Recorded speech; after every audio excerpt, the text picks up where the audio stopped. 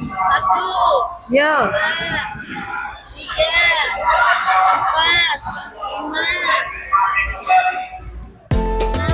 Suasana unik terlihat di Bandara Internasional King Abdul Aziz Jeddah, Arab Saudi saat proses pemulangan jemaah haji Indonesia. Sejumlah jemaah tampak sibuk mengenakan pakaian berlapis-lapis. Bahkan ada yang memakai hingga 9 lapis baju sekaligus. Cara ini dilakukan untuk menyiasati koper yang sudah penuh oleh berbagai oleh-oleh khas tanah suci, mulai dari kurma, sejadah, tasbih hingga aneka cenderamata untuk keluarga di rumah. Pakai baju 9 lapis. Kenapa Bu? Banyak banget pakainya.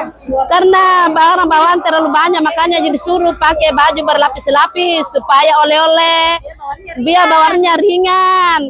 Cucu ke bagian oleh-oleh nanti, begitu. Masya Allah, panas ya sih Bu? Ya, gerah. Tak hanya memakai baju berlapis, sebagian jemaah juga terpaksa membongkar koper dan menata ulang barang bawaan mereka agar sesuai dengan ketentuan maskapai.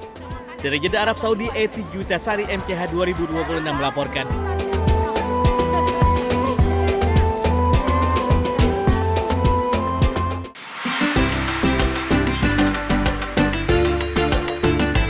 Usai menyelesaikan seluruh rangkaian ibadah haji, jemaah menghabiskan waktu dengan mengunjungi destinasi wisata menarik, salah satunya ke Al-Hada Taif.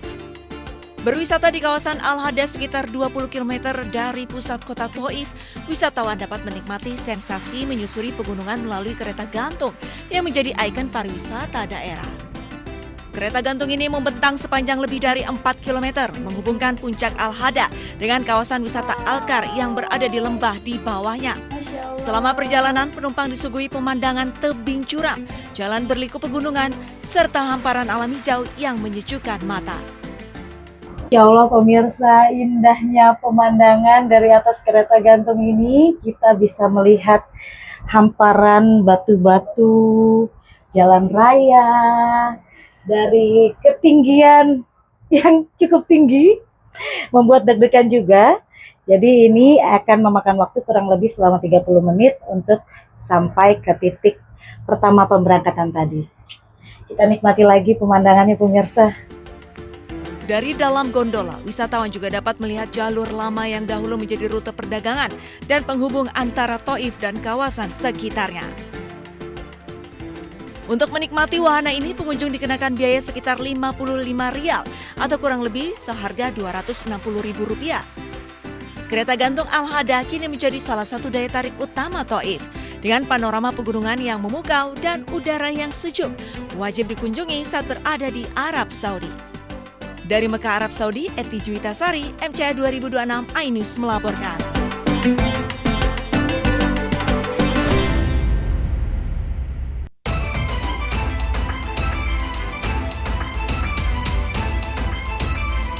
Korban travel umroh Hanania Group bertambah ratusan orang. Saat ini total korban menjadi 1.286 orang dengan total kerugian fantastis menjadi 35 miliar rupiah. Jumlah korban dan kerugian materi naik signifikan setelah rekapitulasi data terbaru dari berbagai daerah. Kuasa hukum juga membawa sejumlah barang bukti kuat seperti bukti transfer hingga invoice resmi dari Hanania. Rata-rata korban setorkan uang muka $5.000 Amerika atau sekitar 78 juta rupiah. Tak hanya calon jemaah umroh, 4 korban merupakan jemaah calon haji karena uang yang mereka setor tidak diteruskan ke Badan Pengelola Keuangan Haji.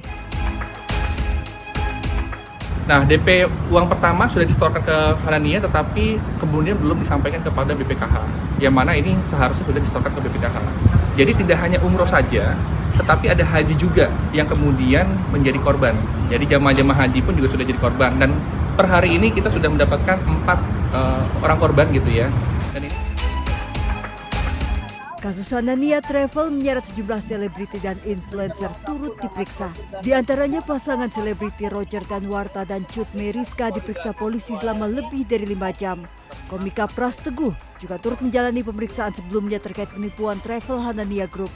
Serta Muhammad Miftahuda alias Keanu Angelo dan pasutri artis Torik Halilintar dan Alia Masaid yang seluruhnya digunakan untuk ajang promosi. Di Jakarta, tim liputan iNews melaporkan.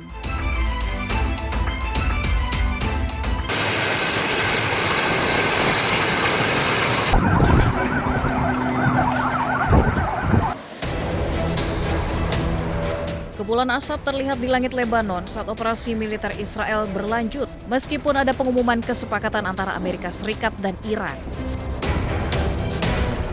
Media Lebanon melaporkan bahwa Nabatiyeh dihujani tembakan artileri, sementara sebuah rudal kendali menghantam sekitar gedung guru di kota tersebut. Padahal dalam nota kesepakatan damai AS dengan Iran, Lebanon termasuk di dalamnya. مهمترین موضوعی هست که در تفاهم نامه وجود داره اعلام خاتمه فوری و دائمی جنگ در همه جبهه‌ها از جمله در لبنان به خاطر ارتباطی که جنگ در لبنان و تجاوز رژیم صهیونیستی به جنوب لبنان با جنگ با ایران پیدا کرد و این دو جبهه به همدیگه به نوعی پیوسته و وابسته شد از روز اول جمهوری اسلامی ایران خاتمه جنگ در لبنان رو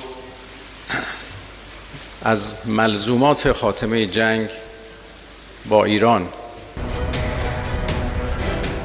Sepakat dengan Iran, Presiden AS Donald Trump juga mengkritik Israel yang terus melancarkan serangan terbaru mereka terhadap Lebanon. Presiden AS juga meminta Israel menghentikan serangan dan memberikan kewenangan menangkap pasukan Hizbullah kepada Suriah.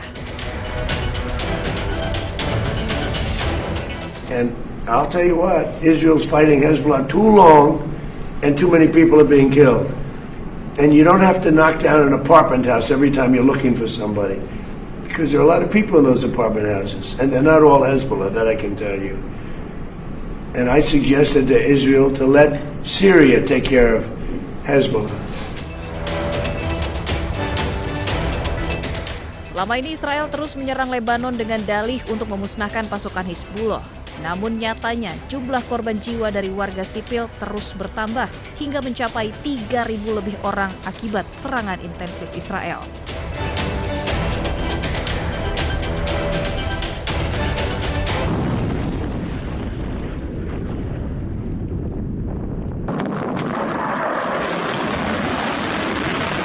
Perang antara Israel, Amerika Serikat, dan Iran memasuki tahap akhir. Kesepakatan damai akan ditandatangani pada Jumat mendatang. Amerika Serikat pun meminta Israel untuk tak lagi menyerang Iran dan Lebanon. Namun, kesepakatan ini memicu perpecahan dengan Israel. טוב, הנשיא טראמפ ואני מכירים אחד את השני הרבה שנים. הוא נשיא ארצות הברית, אני ראש ממשלת ישראל.